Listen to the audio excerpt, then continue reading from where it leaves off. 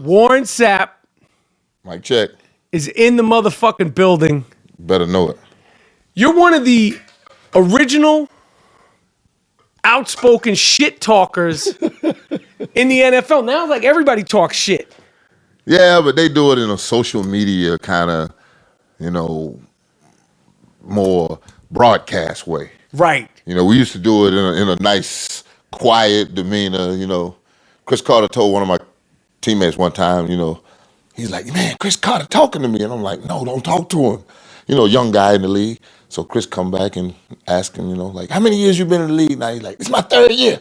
He's like, don't you think it's about time for you to take advantage of the dental program? You don't want to fall. You don't want to fall into that trap. Was Chris a good? Was he? Oh, the worst. He's one of the best trash talkers. On the field, on the field, off the field, anywhere on earth, and he was never gonna curse. So he's a good shit talker without cursing. Oh, the best shit talker without cursing. I mean, it's clean. It is like, and it's the word. It's like a paper cut. The one that lasts all day. Oh, he snap it all day long. All day long. All right, this question, I have to ask this. We're going to get into your, I got notes. I'm broke rule number 1 of the I Am Rapaport Stereo podcast. I like it. I got fucking no. We're doing. This is a mashup. This is a mashup. So you got questions. I got questions. Yeah. This is my guy, Super Bowl champ. Yeah, and you're the most decorated guest I've had on the podcast. And I had some decorated motherfuckers. Come on. Super Bowl champ. 7-time Pro Bowl, 4-time first team All-Pro, second team All-Pro 2 years, 99. That's not even a such thing. No second team. Fuck that. That ain't no Defensive Player of the Year, All-Decade 90, All-Decade 2000s. Numbers retired, Hall of Fame. I mean, everything in motherfucking football. You're from Florida. How does my man, because I have to keep it funky, how does my man Warren motherfucking Sapp wind up butt ass in the hotel room on the video?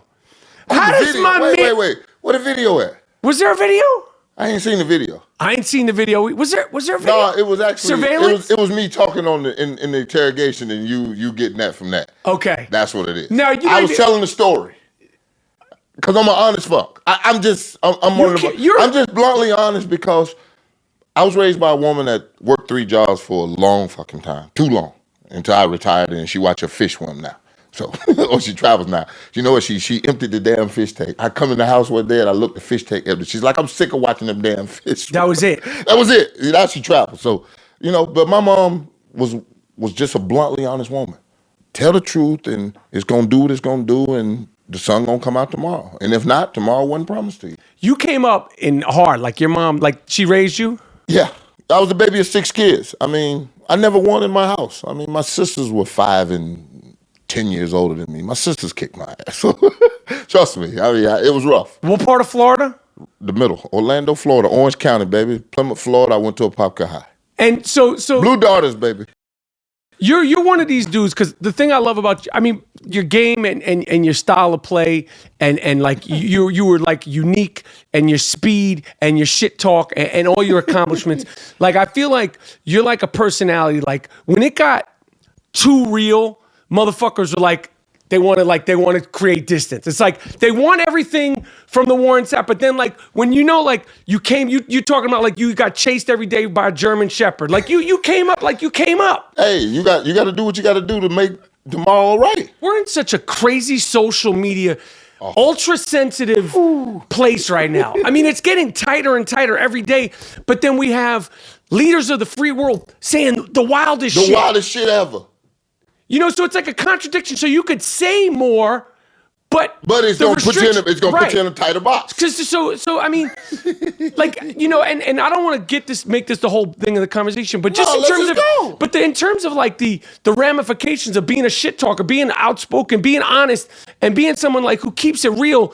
Like, you know what? I lived in a time when it wasn't social media. I know. Where you still had to make phone calls and you left voice messages and the texting wasn't really big because, once you started a text, if a call or something came in. And we all sort of had to learn. Yeah, we had to learn. I mean, we were old.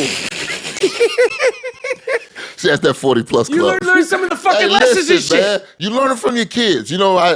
my little girl and my son are the best. That's my captain and my sergeant. And they taught me all the technology. That's why I'm able to carry 2 phones and be okay now. Right. And, have 1 million plus people and know how to engage. But I got taught something the other day when my son was in the contest, to get on the cover of a magazine, the top 4 kids in Florida. So, I got to start, vote for my son. My daughter hits me up like, Dad, pin it to your account. I'm like, what the hell is pin it to your account? Right. What the hell? You don't know. I've been tweeting. I got awards for fucking social media, and I ain't never pinned anything to my account. Have you gotten awards for social media? Yes. Because like social media is like it's fucking crazy because No, I'm gonna tell you this. I was back in the day when I was at the NFL Network, and when I really got a real perspective of how big social media can and will become, is when my boss came in my office one day.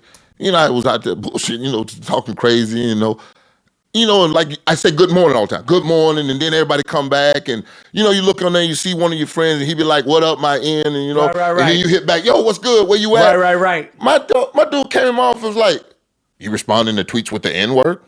I'm like, "What are you talking about? Like who's even watching? Like, what are you talking about?" So then it got to a point where I had to watch, what was in the words because that would all be on your timeline. And then you get to a point That's where just like tattoos. No, I got a better one for you. It get to a point where I get like 300,000-400,000. Dude walked in my office and said, "More people read your tweets than watch this network." I'm like, wait a minute, what do you mean? More people read my words than watch this network? It's crazy. It's crazy, man. So I was in the beginning. Rich Eisen, I got to thank Rich for that because Rich was, my Brooklyn born, Staten Island boy. He's a monster. So he was in it. He was like, "You can help me with this social media thing. You join Twitter too." All right, so are you? Who got me on? So that's who got me with it. So with the social media today, I've said shit that you like take backs, like the ramification of it. Like, are you like, because now you got a podcast? Are you like nervous? You like proofread it? Do you double proofread it? Are you like? Oh hell no! I'm like you. I'm going. You're going. I'm going. I leave that to Mike and the editing staff. You got to have that because I'm going because you know what it is when you got your own mic and your own time and good guests and good vibe. Shit just gonna fly. Especially you. As far as a podcast host, like you're like as far as like an athlete. To interview people. First of all, everybody's going to answer the phone. You're motherfucking Warren Sapp. Hopefully, I hope so. Yo, listen, all you got to you Michael Rapaport. Sapp, all you got to do is do your shit, talk your shit, be honest, your perspective. That's it. That's all I've ever been. You know the game, you know life. That's all I've ever been is honest. That's the thing. I'm like, why was I persecuted? Do you feel that like you're persecuted? No, I feel like it's always like it's a bad guy. I'm like, what did I do that was so bad? Mm-hmm. But you know what's fucking crazy? It's like now. I know I used to chase the shit out of your quarterbacks and running backs and shit, but that was a part of my job. That's your thing. That's a job requirement. Come on, absolutely.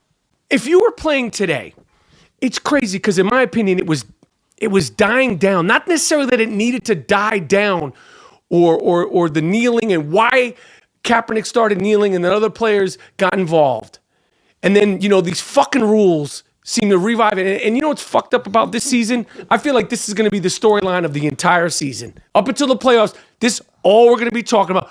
Who was on the field? Who wasn't on the field? Who played? Who fined? What?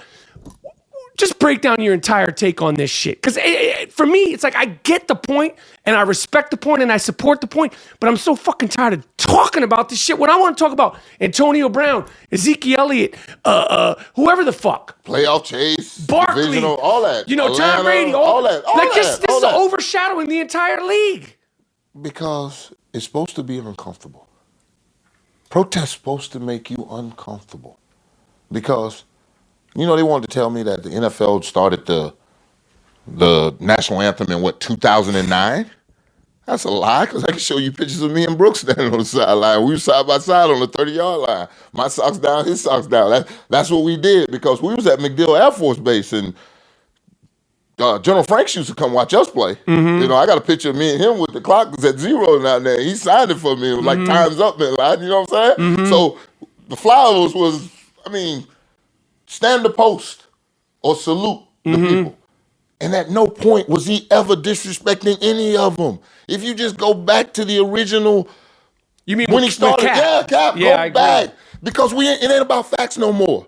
I was looking at the damn internet. Now they gonna tell me Tim Tebow was kneeling at the national anthem to protest abortion. I'm like, Right. no. Tim Tebow was doing that when he scored a damn touchdown and shit, and he didn't score many. So it wasn't that thing, but it was just him with the.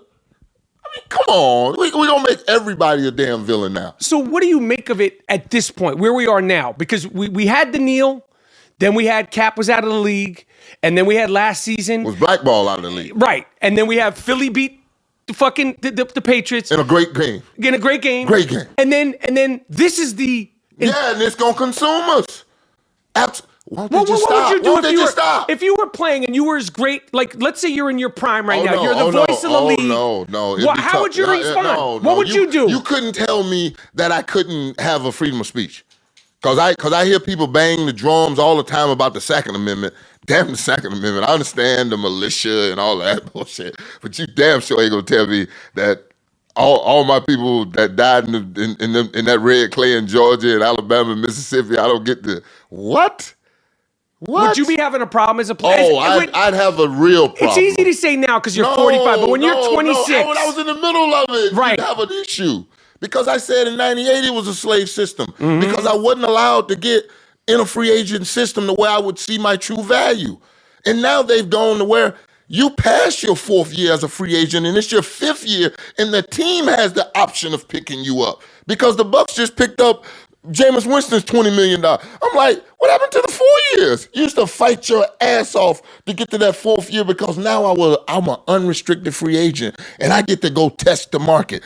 You go right past that, and then there's a number that's stuck there, and that team decides if they're going to pick it up. What the hell is this? There's so many things that are different now than when I played that are so much better, but I still don't understand how they got to that point. But how do you think this is going to end, man? In terms of like... They're going to stop the national anthem. They're just going to take it out. They're going to take it out. They have to, because it was a thing to where the military was paying the NFL to do this. Which is wild to begin with. That's crazy to even think about. But that is some wild shit. Because our military is so depleted because it's a voluntary military and nobody's going anymore. I mean, nope. Come on. Unless you're Puerto Rican. That's the only people I know that go, 80% of the people going are the Puerto Ricans that are serving in the military. Right. If you're looking at our military, it's a Puerto Rican military. All right, let's talk about football, man. All right. Not no damn national anthem. Just let them sit in the damn... Do you get asked this every day? I got one for you. My dude used to be the head of the PR at the Detroit Red Wings, Hockey Town, USA. He used to put a tape on that was the fastest national anthem without it being offensive or sounds like it's going fast, without any, nothing. Just to move it through. Go. Because that starts the game. Let's go. We done sit in the parking lot for the last 4 hours getting dead drunk. But you know what, though, What do I need another minute and 50-something seconds? You played in Super Bowls. You know it's gotten bigger and bigger. No, that's fine. Right. That's fine. For any given Sunday, though. Any given Sunday, come on, man. Come on. You ain't recruiting nobody you ain't getting no recruitment off that minute and 50 seconds. All right. Wait, before we get into football, we were talking about basketball. Did you play ball? Obviously, yeah. I was a little fella. I'll show you my high school picture. I was a little fella. You were skinny? Ooh. I like to say skinny. You know what I'm saying? How good a basketball player were you? I had 1,000 points, 1,000 rebounds. What you talking about? Could you jump? Dunking everything. Banging on motherfuckers? Yeah. Not on nobody. I ain't never bang on nobody. But you could get up. I could dunk it. Yeah. My homeboy bounced it off the backboard. I go get it. Who were the other? Wow. We're gonna post this. I got you. You guys send this to. Wow. That's like another. What year is that? 1991, baby. Damn, that's a different motherfucker right there. Yeah, that's the tight end, outside linebacker, and punter. Yeah, that's a little fella. So you like basketball. What's your team? You know what?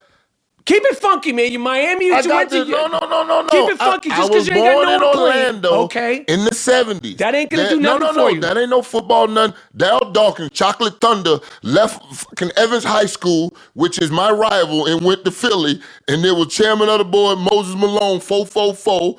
Mo Cheeks, Bobby Jones, World Be Free. I'm a 76er, baby.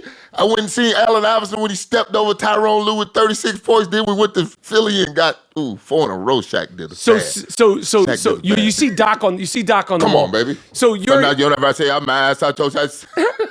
Because I didn't have to go there. I mean, that's too easy. because of Darryl Dawkins, you're a Sixers fan. Darryl Dawkins drugged me from Orlando because everybody in Orlando became a Sixer fan because our kid from the high school was going to go play in Philly with Moses Malone. That's and fucking Dr. dope. J. Are you kidding me? What's your first memory of playing in a regular season game? Who was standing across the line? Who was the quarterback? What's the thing that like where you were like, oh shit, I was at the U, and now I'm in the NFL? Like when you think about that, and how old were you? What do you remember about that? That's so funny because my first game in the National Football League is the For Who For What game with Ricky Waters. When he had left San Francisco after he won the championship, Right. get over to Philly. I get drafted by Tampa after Philly trades up and drafts Mike Mamula with the 7th pick. Right. So this is like full circle. Right. Randall Cunningham is the quarterback. Guy McIntyre is the guard. It's set up for us. We go in there and we get them 21-6. We win the game. Ricky Waters goes after the game and they ask him in Philly, about a pass down the middle late in the game, and he kind of, gator-armed it. And the funny part about it is the guy that's over there, we wore those orange ugly colors. So, any kind of orange would go by you. It's like a bus went by. Right. So Slim Dim went by him. Slim Dim weighs 140 pounds soaking wet. Right. And I see Dim in the locker room after the game. I'm like, Dim, you gonna knock him out when you? Dim was like, I ain't even see him. He missed him. He didn't even see him. He was like, I saw the ball up in the air, and I'm chasing the ball, and I'm getting closer to the ball, and all of a sudden, I look, and that was Ricky. And I was like, ooh, they was throwing it to him. That's crazy. Crazy. That was your first game? That's my first game in the National Football League. Randall Cunningham is such an icon, ahead of his time. The ultimate weapon. What was he like, playing against? Like, how fast was he? How big was he? Oh, nice, big, 6'4", long, Which lanky. was freaky for a quarterback at the time, right? Long, lanky. And then he had that long galloping stride that, it looked so smooth, but he was covering some space. How fast was he? I never got a chance to see him open up like that Monday night, like when the Giants hit him and he came out of the knee and he run. We didn't have that kind of game against him. They were trying to pull him back at that point. Okay. And trying to make him more of a pocket passer, because that was 89 when he did all that. Right, then right, 90, right. 91. So now we talking about 95. Right. So they trying to make him this pocket passer and made him a lot easier to sack. Thank you. Did you get him? Yeah, I got him that day. Do you ever have dreams of football now? No, I have flashbacks and moments when, the national anthem still gives me goosebumps. If I hear the national anthem, it'll give me goosebumps. Every time. From remembering it? No, that was game time. Right. That shit got you hyped. That was a trigger. Who, and it's all right, as far as quarterbacks, just specifically, you ate motherfuckers up that's what you did. Yeah. Who's the best quarterback that you played against? Favre. Why? He was always there. He was always available, no matter what you did to him, no matter how you hit him, no matter what the score was. He wasn't going nowhere. Every Sunday he's going to check in. Every play he's going to check in. Hit him good, he's going to look at you, slap you on the ass and say, good hit. I'm going back to the huddle. Reagan hit him one time. I thought he killed him. Just took him off the map. Boom, boom. Motherfucker popped up and flipped the ball. Woo! I said, you've lost your damn mind. He's like, I think so. That's what he says to me going back to the, I think so. Reagan looked at me, I said, don't even worry about it, dog. Let's just keep playing. We just got to keep playing. Do you think... We can't knock him out, so let's just keep playing. Was it gamesmanship, or he just was like that? That was just him. That was him. I always liken it to two country boys that lived across the street from each other and had 5 different friends that they like to go out and play, and they'll play all day long till the sun go down. You know what I'm talking about. He was on that shit. Oh, yeah. For real. Oh, yeah. Oh, yeah. Do you think, what do you think about the rules of the league now? In terms of the physicality? Obviously, safety is most important. Listen. I love the safety of the game, but they've turned it into a dummies game. Why? Because you no longer have to read the defenses. Going across the middle, the Andre Reeds, them badasses, them Terrell Owens that go across the middle and scoop out of defense, that third down receiver. You know what I'm talking about, that Ricky Prohl, that badass that'll go across the middle, that bang 8 when they come, that safety coming to hit you right in your shit, and you got to accept it. Right. And the coach tell you, hey, right here on this bang 8, get big. Right. It ain't that no more. These damn kids run across the damn middle of the field like this here, waving their damn arms in his zone. Are you kidding me? You know somebody on the other side when you pass that linebacker is another. They're not They've dumbed down the game because of the lack of physicality. No, the kids they don't want it. They don't want to learn it. I want the easy route. I want the middle of the field wide open now. And that's what they have now is the middle of the field wide open. That used to be the most precious real estate on a football field. The middle of the field. But why is that? Why is it not as tough? Why is it not precious anymore? Because they've opened it up and made it an autobahn with exits and on-ramps every damn way you want to get on there. I mean, they just opened the game up. You need 30 points to win a football game now. Right. That's why defense win a championship dead. It's done? Dead. Defense gives you a chance, and your offense has to win it for you. And back when you guys won the Super Bowl. Defense gives you a chance. Offense had to win it for you. My offense kicked in. Right. Brad Johnson and them boys kicked in. They scored. You look at all the playoff games. They scored for us. But we chipped in a couple points, too, as a defense because it was just that kind of night. We were just having that kind of night. Well, the Ray Lewis defense that beat the 49ers that year, I can't remember what year was, is that the last of that? Yeah. In terms of like a defense. And if Jim Harbaugh would have just had the balls to put it on the ground and run it, Ray Lewis hadn't made a tackle since the middle of the third quarter. His arm was gone. Right. And Haloti Ngata wasn't in the middle anymore. And I don't know what Jim Harbaugh was thinking. Just run the damn ball. Are you able to remember all the games from your career? Almost. Like random, like if I said this second, you remember all the shit. If you give me a certain instance of something, or if you see a picture of it, like you're able to I can tell you, I can recall a little bit. Yeah, should be. How do you feel about your guy? I mean, I think he's like almost a bigger star than anybody on his team. How do you feel about Gruden being back in the NFL? You know what? I had the unique pleasure of being able to talk to Coach because that's my man. Go see him in his office. You get him on your podcast yet? No, not yet, but I'm going to Oakland to get him. I'm going to Oakland to get him. Come on. This is what you can do. He already told me yes. You can do that no one else can do. No, he told me yes. I got him. You a Raider man? Fuck yeah. I mean, I had to make sure. I'm a New York Giants. I never said you're a Giant super freak. But how could you not be a Raiders fan? Yeah, you got to be. Yeah, I mean we all. You have to love the Raiders. You got to be a badass. You either respect them, hate them, but I mean, if you like the NFL, you got to know and love the Raiders. I mean, it's just what it is. The silver and black is a commitment to excellence. It's Al Davis. If you know anything about it. Same high school, Erasmus Hall High School, Brooklyn, New York. Hey, he tells me, you know what he told me one time? Mike Tyson would be afraid to walk in my neighborhood when I was there. He wasn't bullshitting. I know he wasn't. He wasn't bullshitting. At all. That old man do not play no games when he's telling you something. It was so sick. Oh my God. That old man told the best stories. What, was he cool? Oh my God. You couldn't wear all white like that and not be cool in a fucking cucumber on the other side of the... That son of a bitch was the best. That's why I call him the great Al Davis. Because head coach, commissioner of the AFL, general manager, world champ, Hall of Famer, everything you want. That's Mr. Davis to me. So Gruden.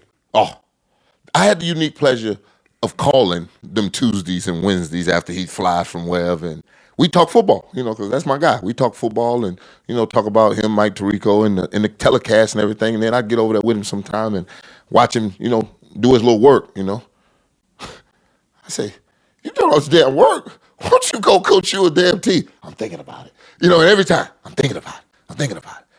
Then I got a call last year and he said, I think I'm going to put the band back together. And I said, oh, shit. I mean, I didn't need to start the conversation about it. I'm like, are we coaching? Are we still in the booth, happy, making money, Corona commercials, what it do? I mean, is the fire still there? It burns like a son of a bitch. I mean, he's everything you want in a high-performance vehicle that'll go off-road in any way you want to go. I mean, he's that. I mean, we about to find out if these kids like something other than likes, views, and follows. I guarantee you, he's going to MF somebody that's got one of these little fragile egos that has never been told anything, but he's the next best thing since sliced bread. No, next best thing since Betty White. Betty White's older than sliced bread? I looked that up one time. God Is she really? Yeah, older God than sliced damn. bread. Ain't that some shit? Older than sliced bread. Yeah, I'm telling you. She's actually older than sliced bread. Older than sliced bread, That's some dog. funny shit. Yeah, I looked that up. Dog, I'm like, that's some funny shit right there. Okay, you say, oh, better than, sliced bread is better than Betty White, because Betty White's older than That's sliced bread. fucking funny. She's older than sliced damn bread. So go ahead, Gruden. But Gruden, I'm telling you, he will MF you by this long. I remember when he used to rip Keyshawn. What the hell, you, blah, blah, blah, blah. And we'd all be laughing because, there wasn't no social media world and nobody was going to find out about it. I used to, I had a joke in the locker room where I'd do the plays and come out of the huddle like a Keyshawn going the wrong way. And the guys would laugh and just, oh man, we'd have a ball with it. None of these kids would get there. You had to have tough skin to be on a football team or basketball team. You know this. That's just them your brothers. Brothers fight and razz and pick at each other all day long, and these kids aren't ready for this. So do you think that there's going to be some bumps in the road, conflicts of interest? Not a conflict of interest. It's just going to be some people get their shit rubbed wrong, and they going to want out of there because these kids have never been treated this way. Because he when you played for him, oh my God, there's no your Warren Sapp, there's no your Keyshawn. Boom right to West Short, 358 X dagger in, X out. Spider 2 bananas a check. And you got to get your ass in there and call this shit as a quarterback. And he's on you. I used to go to the quarterbacks meetings with him. And Brad Johnson used to be sitting over in the corner like this here, Mike, I swear to you, like this here. And he'd be looking and he'd be like, God damn. And I'd be like, what's the matter, Brad? And John would take a break, go run, get him some coffee or something. And Brad look at me and be like, Sapp, can you get him to shorten that shit just a little bit for me? I'm like, which one? He was like, that Boom West White short 358 X daggers. I'm like, that one? He was like, yeah. I'm like, why don't we just call it 358 X daggers in and that Boom Right West is short? Everybody got to already know it. He's like, tell it to him for me, please. So it takes me about 2 weeks to get this done, but I get it done because I'm like, he loves this play. He calls He loves saying it. He loves everything about it. He loves everything about it, and he has a check to get out of it if it's a blitz.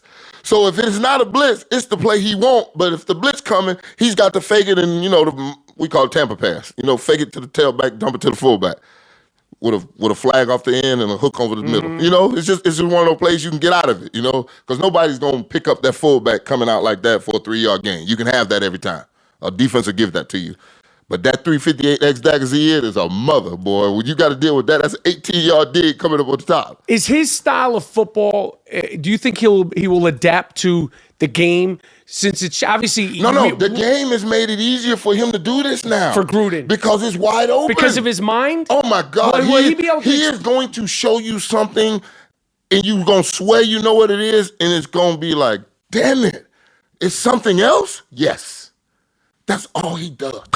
He's like that shit that we saw on TV. Oh, my God. That was just a smidget. When a man wakes up at 3 a.m. in the morning and goes to his office at 3:15... When he doesn't have to be there. And he ain't coming out of that bitch until he felt like this. Okay. Eyes burning. I've been there. I'm like, yo, you kidding me, dude? Sapp. Like, dude, what are you doing this for? He's like, I love it. You listen, you started a podcast. I'm a little bit ahead of you. You're a fucking Hall of Famer. Do you and Jon Gruden just fucking football shit that I can't even... The thing is, like I'm not going to sit here and try to talk that football shit with you. No. You know what I mean? We're going to talk that shit together. We're going to talk that shit. Yeah, but you and Jon Gruden, just you doing a podcast talking that shit. Yeah. That football shit, like that 380. And the stories and the grit. Yeah. You have to fucking do that. Listen. I got you. Much listen podcast. I got you. Because you're starting this shit. You got me now. I see now. I need a camera. No, we did this for special occasion. Yeah? We just did it. Yeah, we don't do this for fucking warrants. Look, I got 4 pages of notes. Rule number 1 of the Iron Rapaport Stereo Podcast. Do not have notes. No fact checking. I got 4 pages of notes here for fucking warrants. We live in our world. Yo, I love it. I had to bring out the notes for you. It's fucking Warren Sapp here. I love it. I got to tell you, I used to go in his office when he was on Monday Night Football, and the refrigerator is full of Corona. Full of beer. I go in there and give me a beer, pop it open. Look at this fat ass. Look at this guy. I'm like, what you got? What you got? Look at this. And we just go through it, and it's like, what has happened to the game of the hit, hustle, the love, the passion? It's like... Is that just, I'm throwing this devil's advocate. Is that just you're 45, it's change, you're player hating, or like I know I'm. That's what the kids tell you now. If you don't like, you're a hater. Follow of you, you're a hater. Fuck you. No, this ain't about hate. Fuck you. This ain't about hate. Hey, you're these fucking I haters. got no hate. You ain't shit.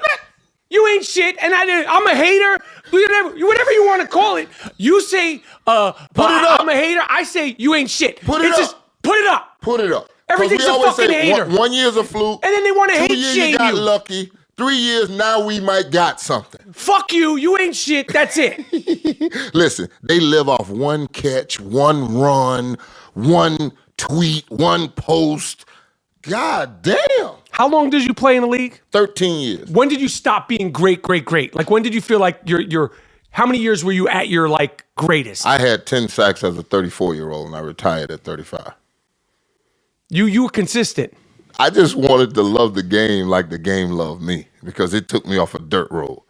And that dirt road now bears my name. So I was not going to disrespect the game at that age. And I had looked up the stats, and it was only like 5 guys that had 10-plus sacks as a 30-something-plus-year-old. You know, they put this on you, because when you hit 30, you hear the stories. Right. That's it. It's over. Right. I had won my championship, and I was 30. Now it was, what was I going to do next? Were you 30 when you won the bowl? 29. Do you, obviously you won in Tampa, as a fan of the game, you asked me about the Raiders, like I'm vehement. And Mark Davis, Al Davis, these are your people. You know them in a different way. I'm so offended as a fan of the NFL, the Raiders going to Vegas. You know what? I put it on my damn thing with that damn ugly ass thing. You saw that shit with the logo with that Colonel Sanders ass mustache. Yeah. Al Davis rolling over in his grave. Kicking it, right? Oh, my God. He wants to come out of the grave and choke the hell out of Mark and whoever the hell designed that. What are they doing? The Raiders? No, I got this for you. Listen, if you want to start a franchise down there, do it. I got this for you, Mike. There's 53 guys on a football team, right? And Vegas is a gambling town, right? Now, all of a sudden, this kid's hanging out with the manager or the runner over at Sapphire, but he really doesn't know this because the guy ain't told him this, but he's a cool-ass guy that, got girls, and I'm just the L4 on the kick return team, and I play the big 4 and the little 2. You know what that is, a special team. Yep. Big 4, little 2. I'm never going to see the field unless it's 45-0, right? I'm good. No, I'm saying he's like... That's who you go after. But I'm saying... Because now I walked in the room and put 100,000... He thinks he's good. Like he makes 290, maybe 300 now is the minimum. It was like 193 so I just put another 100 on. So now, let's say he makes 300,000. Maybe 4. Let's put it at 400,000. So now it's 200 with taxes, right? I walk in and I drop $100,000 in front of him. And I say, when y'all are in the third, fourth quarter and they're kicking off, no matter what that score is, I'm going to need that kickoff to go right up your hole. You know how easy it is for an L4 to run into an L5, and you know how big that hole is right now on a football field? Are you saying? No, I'm telling you something that is real. And if nobody in 345, 315, whatever the hell their new address is, if they thinking about avoiding the concussion payments with the old guys and avoiding the national anthem with this dumbass, orangutan in the White House or whatever the hell they got going on, you better be aware that why is there never an injury in the NFL not reported? Or something pop up that the line in Vegas, how close are the line every week? Right on it, right? They're right on it because they're in the locker room. Right. They're in the locker room. And now you're going to put a team right in Vegas? And you got a kid making $200,000 take home, and I can walk in with a $100,000 briefcase and tell him, I need that touchdown. You know Vegas. I know football. And if you get the L4 to run into the L3 and they fall down, the next dude is the L5 and the L2. You know how big a hole that is? You know how fast that kick returner is? And they trying to come up with new rules to make the kickoff exciting again, right? Play with it. That takes about 4 seconds to put 6 on the scoreboard. That's real shit you just can't. That's real shit. That's the first thing that hit my mind. I went, you walk up to the L4 and you be like, when the game is around 17-14 or 4 or 5 point game, we're kicking off. Y'all kicking off. You just scored to get back in the game. I need that kickoff going to the house or past the 50. You threw it because I was just talking about. I was worried about dudes getting caught up with the strippers. You just talking about some shit. strippers and bullshit. No, I'm talking about the goddamn. I was talking about like a defensive I'm talking tackle. about some real money. I'm talking about some real money. Some real money. Is that a concern for you? When I heard it, I went. That's the first. If nobody in the league realizes this, because they live there now. Now Monday is there. When you get finished watching the tape on after Sunday, Monday, Tuesday's normally the off day. So now we got Monday afternoon, Monday night to go do whatever I want, go hang out, have a good time, You're whatever. 23 from Alabama. Get patted on the back. You the L4. You are the right gunner. You are What about the fucking star slot receiver who's, makes too much money? You don't want to touch him because now you're asking a star to become right. There's too many eyes on it. The next headache I out got at you. ASU. Or, I got you. The guys, the BC guys or whatever. You don't touch the star. You kick some real shit. You touch the guy that makes $200,000 and you just dropped 100 in front of him. Right. And he's from the swamp somewhere. Listen, man, that man don't know Hillbilly Jim from Hillbilly John. I'm telling you, we talking about the X's and O's. It's the Jimmys and Joes. When I ask you quarterbacks, we talked about Randall. You said he wasn't the great Randall. No, that wasn't the ultimate weapon. He was in the age. But then he shows up in Minnesota and him and Randy Moss go on. They did their thing. Trust me, I was underneath that gun too. You were dealing with that. I was underneath that gun too. Dan Marino, John Elway, Steve Young, Troy Aikman, Tom Brady, Mike Vick, Steve McNair, Tony Romo, Eli Manning, Peyton Manning, Ben Roethlisberger. Did you just find my sack list? No, you got all these fucking guys. Oh no, almost. But no Romo, let me just pick a name. No Mike like Vick. when you say this guy was what as a quarterback? Okay. John Elway. Oh my God, the gunslinger with that pigeon toe. I grabbed him one time in '96, had him wrapped up, finna take him down. He flipped it with his left hand. I wanted to slam him, but I had so much respect for him, I just let him go. I'm like, you son of a. And he laughed at me. We still laugh about it to this day. I mean, he remembers. Oh. You had him? Oh, because I grabbed him and I was rapping him and I went to rap him. And that's when I realized then, it's no respect. You have to dirty dog him and then tell him after the game how much you loved him. As a kid growing up. You got to dirty dog him while the play's going on. Then after the game, I'm going to express how much I love you and how much, you meant to me as a kid and all of that. Yeah. But in that moment, I had the respect for him. Damn. And he flipped it out on me. I went, son of a. And I said to myself then, that's the last time that'll ever happen. Steve Young. Oh. Why was he so special? He's a little dude, right? You know what? And I tell people this all the time.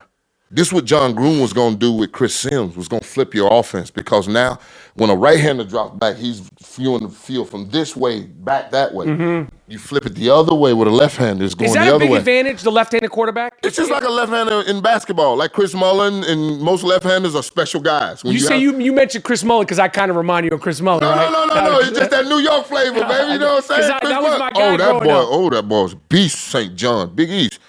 94 Defensive Player of the Year, Big East right here, baby. Come on, baby.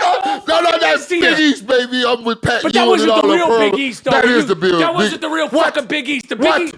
Listen, the Big East is fucking St. John's.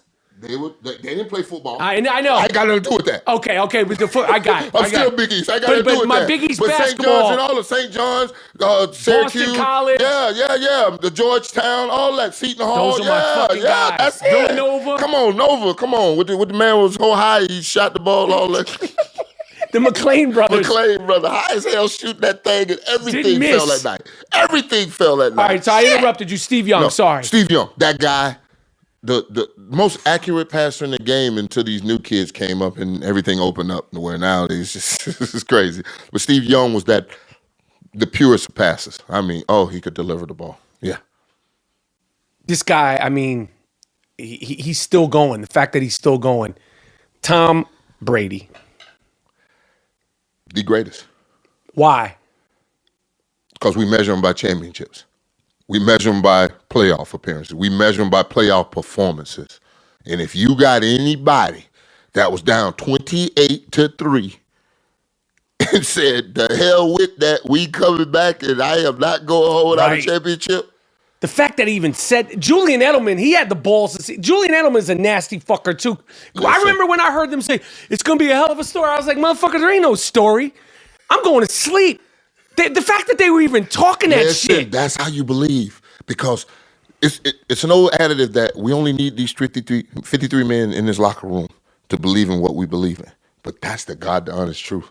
Because the coach is just calling that shit. You got to make it go. I'm telling you, it ain't about the X's and O's. It's the Jimmys and Joes. I'm telling you, when you got a special group of motherfuckers that believe that this is us, you can go get it. That was crazy. That's crazy. Because Atlanta, only thing you needed to do was, after Julio makes the catch, run it 3 times in a row, kick the field goal. They have no more timeouts. You're up 11. Who the fuck didn't do that math? That's simple. After they call timeout, that's simple math. Yeah, that was... Yeah, that's nuts getting tight in a big game and you don't know what to do. It's because all that, situational right? football. Situational football is what Belichick teaches his team. And they knew exactly what was going to happen, because after Atlanta made the catch, they just lined up like this was a normal situation. No, this was dire straits. We're about to send the fucking house at you because we need the ball back and that clock stopped right now. They didn't even know they were going to blitz them like that. I can't stand the Patriots, but play obviously it. I respect the shit out of them. You know, my Giants beat their ass. You got to respect What do you think about these players? I can't remember his name. I was talking about that are coming out and saying it's no fun. He played for Belichick. It's no fun playing for the Patriots. Amendola took a little shot, like saying, you know, I want to be free. All right. What do you think about that? No. We've always heard this, that you will sacrifice to win championships. What do you sacrifice? Money, accolades, and all. Richard Seymour might have been one of the finest defensive tackles to ever play in the National Football League, and nobody will ever know it. Because he played New England, won championship after championship, didn't have many sack numbers, didn't have many great years, never won a Defensive Player of the Year, didn't go to many Pro Bowls, but was a great defensive tackle. In your prime, if you had gotten drafted and you played for Bill Belichick, would you... Forget now with perspective. I'm talking about when you were... No. I think Bill Could you would have have played... a plan for me, because when he was in Cleveland, he wanted to draft me and put me with Michael Dean, Perry, Dan Footman, and the other guy that they had up there. I mean, he wanted to draft me in Cleveland, but what you know Mike about Lombardi your wouldn't let him. personality and like the greatness that you emerged into. I think a great defensive coordinator like Bill Belichick would have found me a spot to fucking let me go get me 100 sacks like I got. I mean, that's what you go do. When you find the talent, he found a way to go let Lawrence Taylor invent a whole new position. Right. That's what you do. When you find something that's a talent like that, like Brady, you go put pieces around it. You go get a Randy Moss. You go break Jerry Rice's damn record. You see what I'm saying? You go after Don Shula with 17-0. You know, that's what you do. When you hear these guys saying, like, when they're acting like it's not fun or be free, you can't be yourself the Patriot way, is that like saying I don't think you're not about that life? You know what? Or is there validity in that shit? When the Keep It Real fucking community send a check, then you tell me about fun and keeping it real and all that bullshit. You know what New England is. Right. It's Bill Belichick's goddamn Bill and Tom's Excellent Adventure. Right. And if you like to go to 10 Super Bowls, you come over here and join us. If not, then carry your ass over there to Cleveland and act a jackass and lose 16 games and then fire up and get the first 6-1 quarterback since Mike Vick. Hey, enjoy yourself. Mike Vick. Oh. How good I got a story for you. Give it to me. You remember that run he went on in like 2000? No, 2001, because Simeon had just got to me. 2001 when he went crazy in Minnesota and threw the ball in the stands. Went to Carolina and did them in the daytime. Then like 2 weeks later did them on a Sunday night game or something. Killing them. I mean, just like week after week after week. It's like highlight after highlight, right? Yep. So we're in the meeting. We got Mike Vick this week, and Simeon, for some reason, I said he was moonlighting as a male stripper or something. Because I'm telling you, as soon as we got in the meeting, the light went off, he gone. So we in this meeting, and he's sleeping like usual, and Brooks and him over there. So you gonna let your man sleep? I said, as long as he play like he play on Sunday, leave him the hell alone. He can sleep all he want on Wednesday and Thursday. That don't mean shit to me. I'll give him the call. Whatever we watch it, I'll let him know what we got up here off this board. So long story short, Mike Vick in this bit, I mean, 30-yard run, 40-yard, 50, touchdown. I said, yo, Pimp. That's what he was calling Pimp. Hey, Pimp. Oh, yeah, what's up? I said, man, you might want to get some of this, dog. This shit is special. So he go to watch. 3 plays in a row. He go for another 50, 60, You're watching tape. I mean, no, third down after third down in a row, like the next third down in the Carolina game, the next third down in the Minnesota game, the Minnesota game, not back to the Carolina game in the daytime, then the Carolina game at night. It's just it's the third down reel, like every third down Atlanta's had in the last 5 weeks. We're watching this, and I swear to God, 7 out of every 8 is a 40-plus yard touchdown or sick-ass run where making people miss. So send me and watch about 3 of these in a row, and he put his hand up. And I look over at him, I'm like, yo, man, you know it's dark as hell in here. Nobody can see you right now. So he yell like, hey, money. You know, because that's how we had to do it. You had to yell out because it's jet black dark, and he's up there running the clicker, and nobody's going to see you with your hand up. Just yell it out. Hey, money. Oh, yeah, send me. See him say, is this like a highlight tape or something? It was that crazy. Dog. I'm going to get this tape for you because I know the old video guy down in Tampa. I think he still got it. But I'm telling you, this third down reel was like, my God. So what was it like when you were out there with him?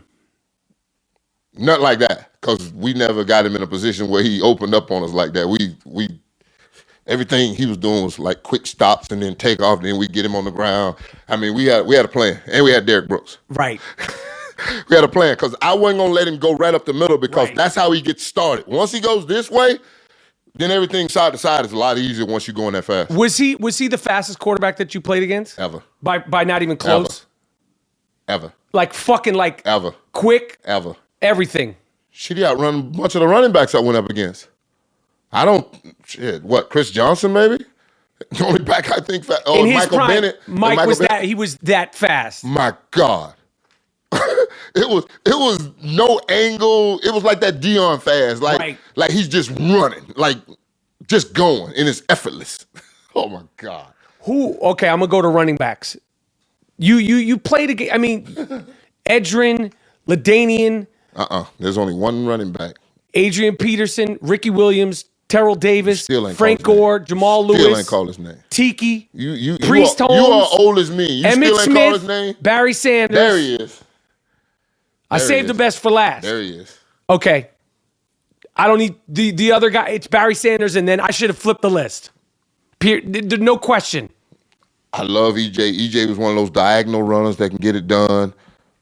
I mean, Chris Johnson was just, you give him a crack and he's gone. I mean, he just Florida fast. I mean, that's what he was. Florida fast. Yeah. Why are you motherfuckers so fast down there? You know the damn orange grows.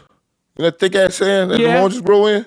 We run through them shits. And then when the green oranges are out, we have green oranges fight and throw them at each other. And you gotta run. This Florida shit is real. Yeah, and then you go down to Belgrade, they got that muck.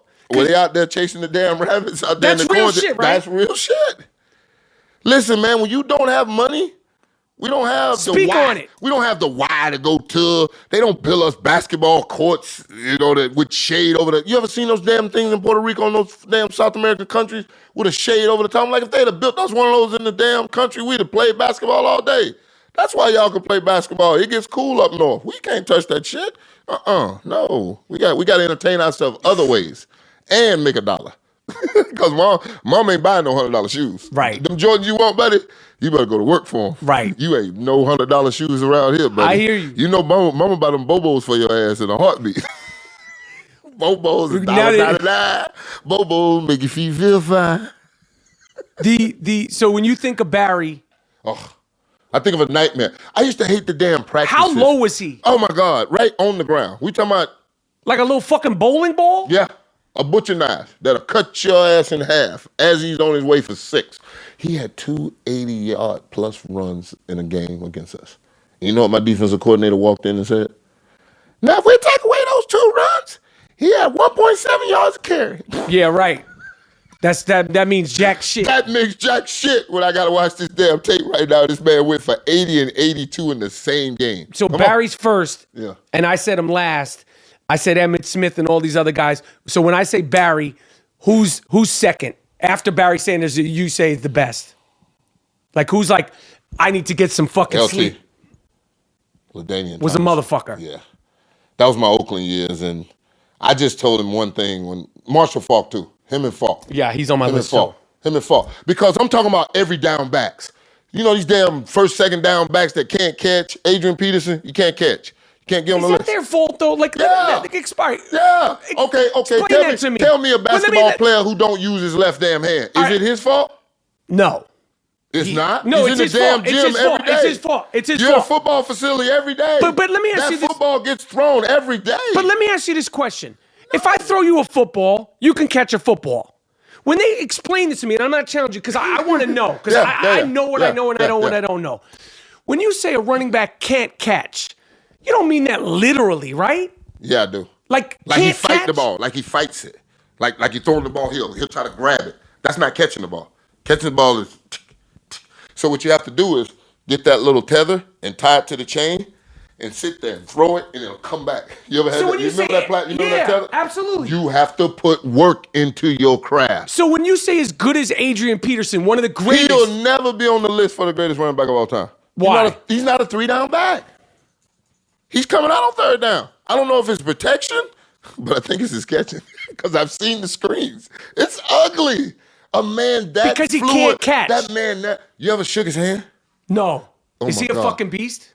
Dude, you know when I go up to him and I tell him, I tell him his face, I love him all the time. He's like, yo, OG right here, baby. Come on. Da. He's like, I know. My God, he will bring you to your knees. And for a man that has that kind of ability to squeeze and not be delicate with that ball, can catch. See, I find that so fucking interesting because, like, I'm saying, like, so you mean can't catch at an NFL level? Not like no, in your backyard, he'd have trouble throwing the ball back and forth. Okay. This ain't no shit that just happened when you go to work. Do you know what I'm saying? Because like when you hear that as a fan, I'm like, what do you mean you can't catch? I can catch a fucking football. Because if you watch him, he works out. He runs. You never see him working on his hands.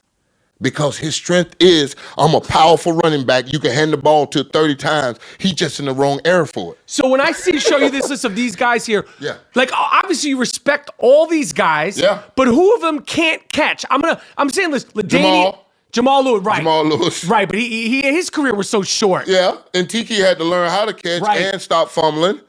Terrell Davis just was special. He was special. He was just one of those guys. And Frank Gore, I mean, with all the knee problems he had, but Jamal couldn't catch. You know Frank Jamal. is still Frank's still gonna run. Frank gonna run that thing until, oh my goodness. Frank's special. Frank's just one of those guys that was built to play this game until you pry the helmet from his cold, dead fingers. Yeah. Right. Yeah. All right, defensive guys in the NFL. First of all, when you grew up as a fan of football, who was the guy that you looked at that inspired you about football? Defensively. No defensive player. Not back then. Not in the 70s and 80s. Everybody wanted to be a running back. And my brother was a running back in high school and ran for 348 yards and 5 touchdowns in front of my eyes. So my brother was it for me. Nobody on TV, nobody in the NFL. My brother. I got to sit and eat with him. And he had a state championship jacket from Texas he had done won and brought it back to Florida. He was everything to me. I mean, that was my guy. I mean, shit, we was playing out in the yard, and one of my homeboys grabbed a ball and like, I'm on their lights, and we all stopped. Like, you can't, that's Sapp, brother. You can't be, because you always had to be somebody. Earl Campbell, Tony Dorsett, whoever it was. You remember that? Of course. That was us, Sweetness, Walter Payton. Come on, man. Carrying the ball like a loaf of bread, Pony and stepping with them kangaroos with the pocket on the side. Come on, baby. Walter was beautiful to watch. Lawrence Taylor was the first person that all made us go, oh my God. Made it sexy, right? Oh boy, made it so sexy. I mean, Lawrence was everything. I mean, the stories of him climbing up the side of the building in North Carolina and then throwing the desk out and everything. I mean, Lawrence was everything. Then Deion made it even more fashionable to want to be that defensive guy. But he was like a freak. Yeah, because he was could do anything. He could do anything. This is my opinion. You're gonna like this. Lawrence Taylor is the greatest football player ever because, and it'll never be duplicated, he's the only full-fledged crackhead to win MVP. Listen. Tell me I'm lying. That'll never be happening. Hopefully it'll never happen again. Listen. On crack. My light-skinned... You're from Florida. My light-skinned brother would not like you said that about him. About LT? Yeah. He wouldn't say crack. I don't think he said crack. No. He was on all that good shit. Yeah. Sapp. Listen, Lawrence gave him apple juice one time in a piss test. He's my guy. Oh, that's my guy. I just left him at the Bo Jackson. I mean, that's my guy. Trust me. That's my guy. The greatest football player ever. Yeah. I'll give it to you. Oh, yeah. I he mean, was crack is not a performance-enhancing drug. No. Listen to this. Sapp. Listen to this. Because motherfuckers can't tie their shoes on crack. Me and Phil Sim was on Showtime inside the NFL for 4 years. And I done been to the house with the mama and the babies, everything. You got the stories behind the stories. No. Just one. Just one for you. He said one night him and Bill Parcells, that's my Hall of Fame classmate too, Bill Parcells. So this is my whole little triangle right here between these three. One night they in their late night playoffs. Security guy hits the door about midnight. Bro, coach. And he looks and sees Phil. He's like, I say what you got to say. There's no secrets between me and Phil. He's like, Coach, Lawrence just hit the back door. Coach looked over at his wife and said, shit, let him go. Didn't matter. 4 sacks the next day. It was, you got to know when to hold him, know when to fold him sometimes, baby. And hey, know when to walk away and know when to let that man run. So, let him go. All right, defensive players now, Sapp. Who do you like? Who excites you? Who's great? Who's overhyped? You don't have to shit on anybody. Yeah, who's great? Yeah. Who's great? No. What gets me excited is 99. Aaron Donald. We talking about the defensive player of the year as I look at it. But I remember when I saw him. He's a fucking beast, right? I remember when I saw him coming out of Pitt, another Big East. You see what I'm saying? Yeah. I watched him come out and they were asking me on the network, who I thought. I said, Aaron Donald is the closest thing I've seen that can, move and shake like I did. Because that was always right? No, we're about the same size. Really? Well, now he's bigger than me. No, now, I'm saying in your prime. No. He's not taller, no way more than me. Oh, shit. But he's maybe just a little smaller because I think he's like 6'2", 290, 285. Damn. And I was like 6'2" and a half, 300. You were 300? Yeah, 307 that day I went with Brett Favre talking all this shit in the playoff game. 307. And the only reason I know that because Favre comes out and was like, how much you weigh? What the fuck you mean how much I weigh? Today? He's like, yeah. I'm like, I didn't weigh myself this morning before I came to the stadium. Why? So he goes in the huddle, call the play, come out. The damn program say you weigh 276, red 18. Are you serious? I swear to God. We have the damn conversation in the middle of the play. He hands it off. I go there. We tackle Dorsey left, get him on the ground. I pop back up. I say, that's what I weighed when I checked in the training camp at 276. I say, last Friday, I was 307. I knew it. I'm like, what are you saying? You think you can outrun me? Don't worry. You'll get your shot. That's fucking dope. Oh, my God. Chased him all day long. That's fucking dope. That son of a bitch. I'm telling you, it was like two country boys that knew each other across the street, and we just had 5 different friends that we just like to go out and play till the damn sun go down. That's fucking dope. Frank Winters hated it. Oh, Frankie Dunkin' Donuts. Why? Frank told him, the more he talks, the better he plays. That's what he told Favre. Because get you going. Oh, it's just one of those things to where... It just adds, it's hot sauce on it. Oh, my God. Hot sauce, tartar sauce, all that good shit. Whatever mix you got, a little mustard too, yeah. All right, so Aaron? Oh, Aaron Donald gets me excited. I want to see what J.J. Watt when he gets back because, Is he great? When he's healthy? The injuries have... You know what? No. And I say this because I've yet to see one game where they said, you two have him. And he does not make a damn play today. Because I've been in that damn blender where 2 dudes are signing me and they ain't leaving. They're just shutting you down. They're not trying Life to go. or death. They're not trying to go to the next level. It's me and him on you today, big boy. So you say he's not great? Not in my eyes, because a great player you would have to have a plan for. And I watched too many Sundays where he's just playing. Now, is he getting the numbers? Is he productive? No doubt about it. But I watched the Jacksonville game, and you can watch it yourself. He makes 3 plays, and they're all on bootlegs. Not one time does Jacksonville run the fake boot and run the play underneath them where you got to make the tackle on the running back. They don't even run that play. They go to the boot first. I'm like, he's playing the boot, assholes. Ain't y'all watching the tape? You could see it from TV. I'm watching the shit. It's too easy. Defensive lineman. You know what the best part of an offensive lineman? What? They can't lie. The biggest lie offensive lineman will tell you is that. Flash trap.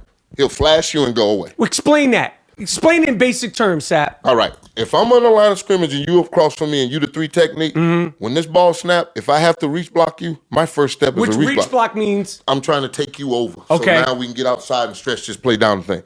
If it's a slip block to where now me and the tackle going to combo, I'm going to take a step and then I'm going to go. If it's a double team where we coming at you, I'm going to go at you and it's a double team. There's no lying in that.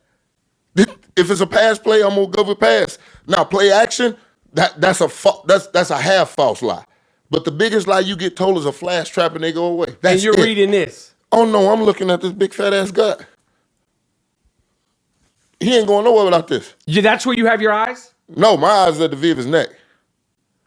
Because when I take off at the V of the neck, then it rises. Then his gut's coming in front of me. And it's either going that way, this way, or that way. I got you. See what I'm saying? That's what that's that football shit. Yeah, it's just like a visual thing. And when you just take off and you trust your eyes and your feet and hand follow. And you break that shit. That's how you got to break that shit. It's just that simple. You can see it. It's right in front of you. He's not going to lie to you. He's going to take off and come right at you. Offensive lineman is not going to lie to you. They can't lie. They can't. You ain't got that kind of time. Who's the best offensive lineman? Larry Allen.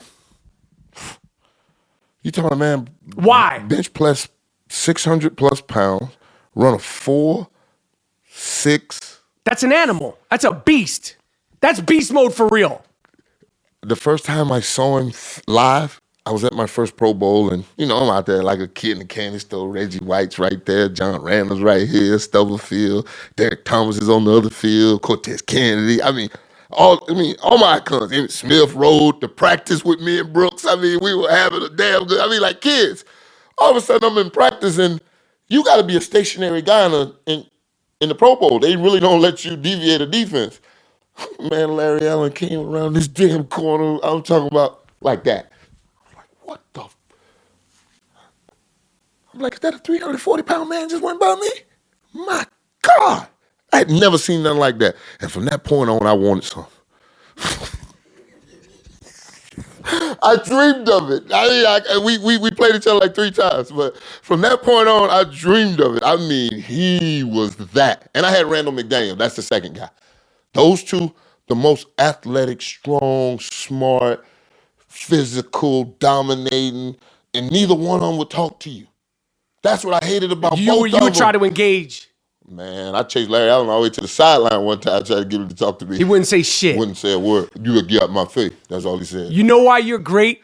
Because you said you saw him, you were impressed by his size, his whole physical shape. But I wanted some. That's why you're Warren Sapp. I wanted some. That was the test. That why. That was the test. But that little shit right test. There. You know what? I say this all the time because I heard Michael Jordan say this. Kobe Bryant was that guy because Kobe would guard you on the other end. Right. He'd give it to you down his end because he was just You got to be able to give it as good as you take it. And now come defend. And that was the thing. He was like, they won't defend him. Jordan used to always say, they won't defend him. Why won't they go defend him? And I used to say, and I used to watch it. I'm like, he's telling the damn truth. Like, they won't come defend him. But he'll go defend their ass, but they will not come on that other end and step back to him like, well, come on. That boy was an assassin. Ooh, I love the Black Mamba. Oh, please. He's straight cold-blooded. Mean. Cold-blooded. And told on Shaq like that. Shaq's the best, man. The best ever, dog. 7'2", lean down, listen to your story. Dog, I was with him in Orlando, trust me.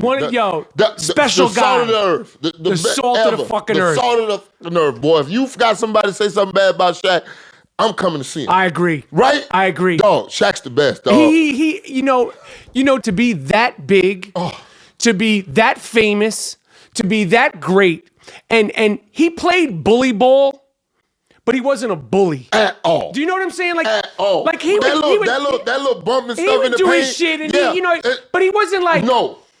He wasn't Wilt Chamberlain. I'm gonna step on your throat and bust your head open. He did all that, but he didn't. But he did it in a grace, kind of goofy, cocky, kind of joking way to you. He'd get in your shit. And a little bit, but you knew he wasn't gonna rip your head off. You knew he wasn't. He was just too good of a guy. He was too good of a guy. He was too good of a guy to do it. Yeah, not to say that he wasn't mean, but like no. There's but you touch him in a certain spot, and he go. But to be that guy and handle it and the sense of humor, like he's a special dude. Yeah, solid the earth. All right, we said Aaron Donald. Who else? There's got to be another fucking player in the NFL that you like. Von Miller? I was just going to throw that. You lost your damn mind. That's what I'm throwing. I'm saying. I love pass rushers, my man. Okay. The Vic Beasley in Atlanta, I wish his ass would have, showed up in the playoffs because that's when you get your name. It's not in the regular season when you get to 16 games. That's just that. It's when everybody's watching and everybody wants Vaughn to see. showed up. What? That boy. He showed up. Man, I remember sending him that text message before he played Cam Newton. I say, nephew, you got to take it over from start to finish. And he texted me back, I got you, Unc. I'm like, oh, somebody finna get it. I'm like, somebody finna get it. That boy, and he loves it. That's, What does that mean? Because you see the change in the switch, in the long arm, in the technique. You can watch a great pass rusher and know someone that loves it because this ain't something you just fall out of bed and do.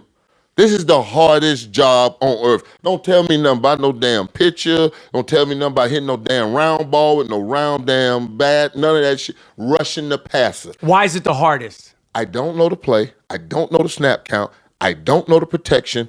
And that damn quarterback's got a clock in his head that he don't want to be hit.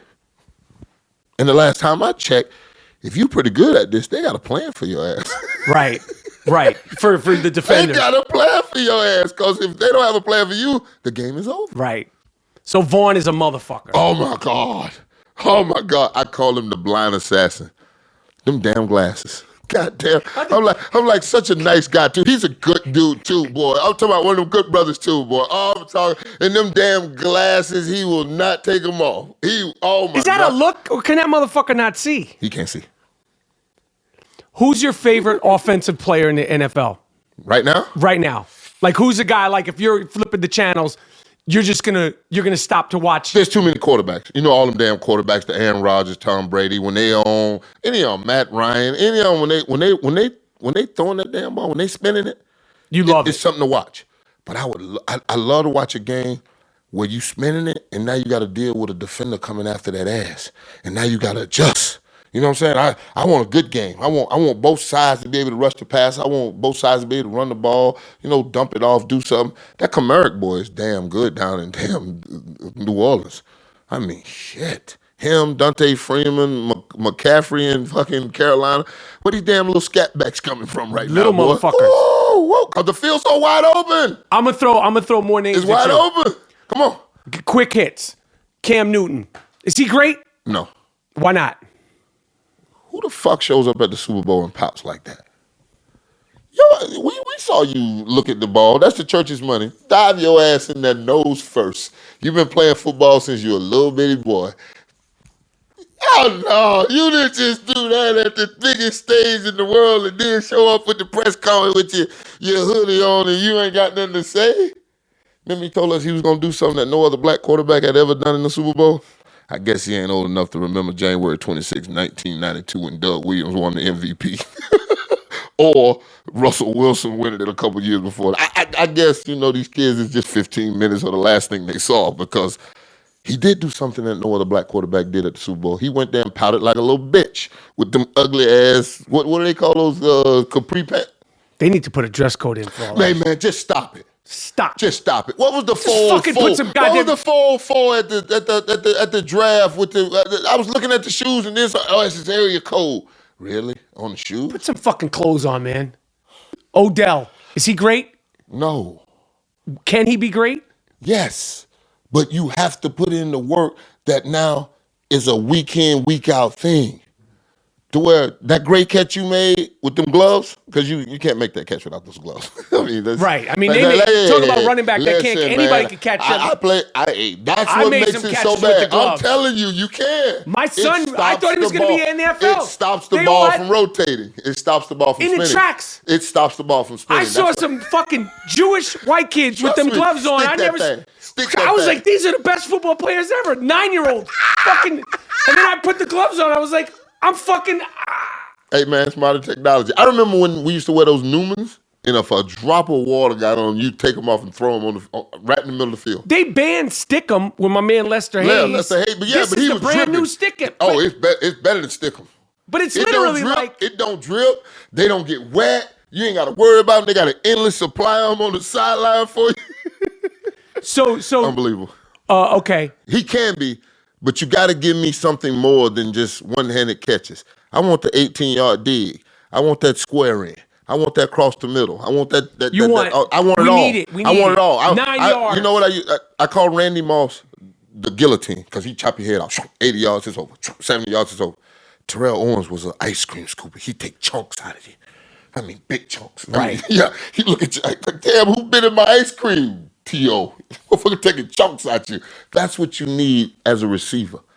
Give me something other than just this spectacular one-handed catch in the corner on the sideline. And that he was looking for the one-handed catch when he messed up his ankle, because if you make that catch, you think about putting your feet on the ground. Once you do this and it goes through your head, now the body relaxes, then you get rolled up. Right. That's how you get hurt. What receivers? Who else? Antonio's. Oh, Antonio's Julio's ridiculous. were fucking I mean, beasts. his dad was touchdown Eddie Brown. I mean, you got to understand. I mean, horses don't make sheep. I've been telling people this for years. If you work over there at the construction site and you running your kid over there every Saturday afternoon, running his head up against the football, not good chances he's going to be good at that. Horses don't make sheep. Who else? I mean, let's look. I mean, what we got? Julio's a fucking beast. Oh, Jesus. The size of these kids. It's the evolution of man, right? I don't know. I said steroid in the milk because my mom and dad ain't that big. You remember that red top? Yeah. That's the only thing I'll feed my son. If you, boy, I'm that homogenized. You know what I'm talking about. Yeah. That red top, baby. These are some it's new steroid in that milk. I'm telling you, dog. The evolution of man, like Cam Newton's size. Cam Newton's ridiculous. He's like bodyguard size. Like Bigger than bodyguard. That motherfucker's huge. He makes some bodyguards want to go to the gym. That's what I'm telling you. And then Dante Culpepper was like that too. It's just a couple dudes that are really freak. Calais Campbell. Oh my God. He's just like the size of a door. Two of them going sideways. It's just ridiculous the size of some of these people, man.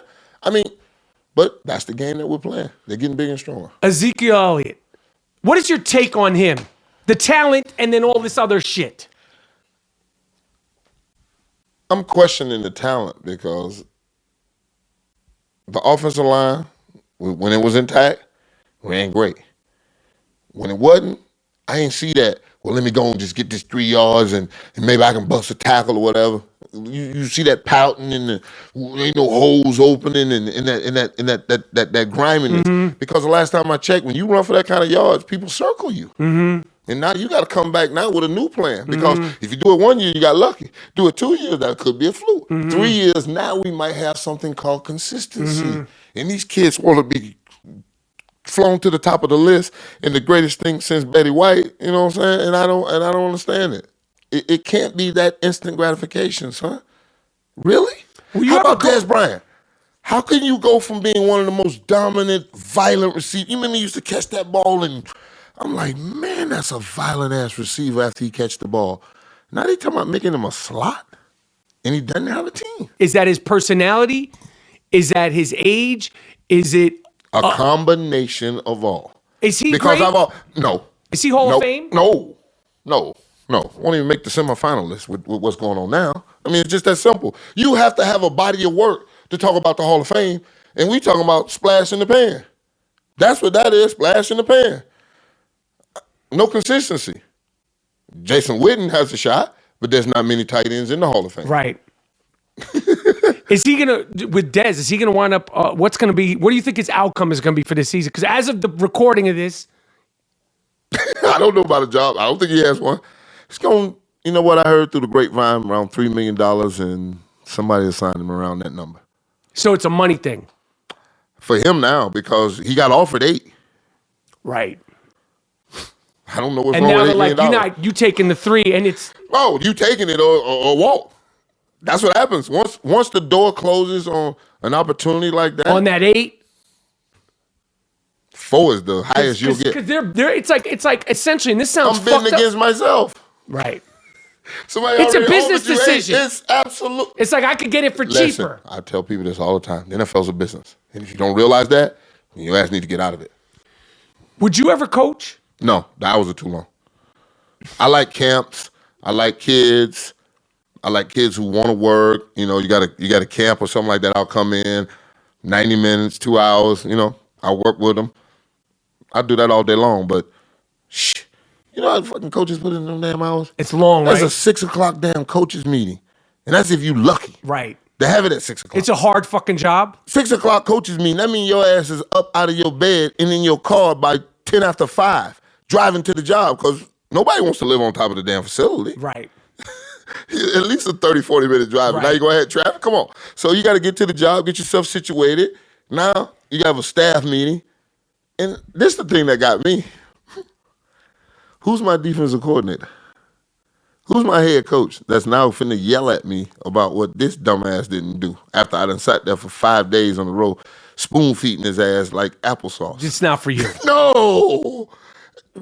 I would have a higher sense of what you can get done than you would. I got you. And I can't, because I can see it. I got you. And I wouldn't be able to understand why you can't see it. That's why most great players aren't great coaches. Right. It was the little grunt that was over there looking at got everything that now can break that down for somebody. Because you see what I'm the saying? expectations and Oh what my you see, God. it's What I just see, a different fucking thing. One of my friends told me, he was like, listen, asshole, we all ain't a fucking first ballot Hall of Famer. Turn it down. Said that to you. Yeah. Turn down the observing and the you didn't see that, you didn't catch Like that. Mr. fucking Know-It-All. You're like the A student answering all the questions in the front. With your hand up. Like we're not we're just you trying to have your get by hand here. up, too? Fuck no, I didn't have my fucking hand up. Ooh. I was fucking sleeping, In the telling you back, to shut in the back, fuck up, in the man. back. I don't No, I fuck- was in the back. No, But on the football field, but you know what I'm saying. No, I learned that you had to pick your spots because if you just keep beating them upside the head, they'll eventually think that they're stupid. If you say it to them enough times, they'll eventually think it. So you have to give them some words of encouragement, and you just have to find a better way to lead them. That's all it is. If you lead your team and you lead it with the 9 fists and not rose petals all the time, sometimes, changing it up, they'll hate you to death. And I don't have many of my teammates that hate me. A couple do. And listen. I'll take it. I can't please everybody, but I'll take more that fight for me than the ones that won't. All right. Fucking Warren Sapp. You started your podcast. What's the name of your podcast? Route 99. Route 99. Yeah. Listen, I want to see Gruden. I want to see Warren Sapp, Brett Favre. Open the fucking Rolodex. I got it. You and Shaq. I got it. I promise you, brother. You could shut down the podcast. I promise game. you, brother. I'm little fact checking. No. Yeah. I don't go without that. I love that part. You know the fucking deal. Yeah, but I'm getting old and my CTE act up sometimes. When that shit act up sometimes, boy, you forget. I was in the middle of going down the damn draft and forgot the quarterback I was talking. I mean, just draw the blank. My producer right there beside me, he can't say shit. I'm looking at him like, well, fuck it. Let's just rewind this and figure out how we got out of this. Let's just unwrap it. You just got to unwrap it. You made a joke about that. Now, what is your take on CTE? Like, only Warren Sapp can pull that off. You know what? You have to, because I was in an age where we went to training camp to get in shape and decide who were the 53 tough badasses that was going to leave there, because meaning you were banging. We ran ISO draw. I mean, straight. What is that? Speak layman's football terms. I formation. I am the fullback. You are the Mike linebacker. You are 5 yards back behind the ball, and I'm a good 4.5 yards behind the ball too. And the guard in the center are gonna open this A gap, and me and you are gonna run into each other. And I'm gonna see if I can destroy you to let the running back run off my shoulder and go for 3 more yards. And you're gonna see if you can go through me, boom, knock me over and make the tackle for a gain of 1. And we used to do this 8, 9 times each time we started drill. That was the lead play. Is that where you think a lot of the damage came from guys from your era and before? The pounding, because not even in the games. Hey, you know what we used to say? Straight ahead, no fair dodge. Hit it like you live it. Hard and fast. Get wet. I'm talking about boom, boom, boom. And I used to look at this like, there's just got to be a better way, because I see the wall, but there should be 5 options for me. That's over, under, left, right, and through. I didn't like the through. The through hurt. I go through for certain occasions. NFC Championship game, Super Bowl, playoffs. And sometimes you got to go through. But I don't want to go through every day. And I remember those month-long training camps. Shit, they used to have 3-a-days with Ray Perkins down in Tampa. Yeah, 3-a-days. Unbelievable. So, I mean, you ever heard of the Oklahoma drill? Explain what it is. I've heard of it. 2 people laying on their Lay back to back. Yep. I mean, head to head. Yeah, head to head. No, but about 5 yards, 3 yards apart from each other. I blow the whistle. We both roll over and see who's going to get up who's first. got the ball? No ball. Get up and run into each other. That's it. That's it. That's what the drill's for. You remember that? You saw the girls on the beach when they ran into it on the internet? Yes. Basically that. But they got off the ground and got up without the ball. That. And that was a drill everybody did. You went down the line. Oklahoma, you and you. You and you. I still see that today. When you're talking about the accumulation of sub-concussion hits, because that's what we're talking about. We're not talking about the knockout, boom, the one you clearly see. We're talking about the one that, the dings. Yeah, the dings. The zzz. What I tell parents all the time, would you take your 10-year-old and hit him upside the head 300 times as he was on his way out the door to go to school? Then why the hell do you allow Sam, the Wall Street guy, or whoever the hell the guy that got the money that now, coaches the team on Saturday, to do that to your child? Are you kidding me? Let's get him in the chess clubs, tennis, basketball, swimming. You know what I tell black parents all the time? You know why there's only one Tiger Woods? Because Earl Woods took his damn kid to the damn golf course. You know why there's only one Venus and Serena? Because Richard Williams took them 2 damn girls to the tennis court. I bet you if you take, because I've seen Monfils, the Frenchman. And I know it's some kids out there with some hand-eye coordination with a racket if you set them in the middle. Come on, man. There should be Come motherfuckers. on, right? I think black American kids can do anything. Soccer? Listen, worldwide, when we let the little boy, there's money in that shit. The Davis boy swim, he went and got him a gold medal. Gabby, whenever we see one in any of these other sports, they go get that gold medal. There's money in soccer. Listen, there's money, plenty of it, dog. So do you think, we don't expose our children to it because we're so centralized with football and basketball. We've left baseball alone to the Latinos. Hey, man, they tell you, we got a black player, it was David Ortiz in Boston. I'm like, there's no brother's name Ortiz. Get the hell out of here. Right. Right. Now they got one named Mookie. Right. Right up the alley. That's it. Right up the alley. Oh, God. Warren Sapp, we did the collab, the Killer Collab podcast. The Killer Collab podcast. I like that.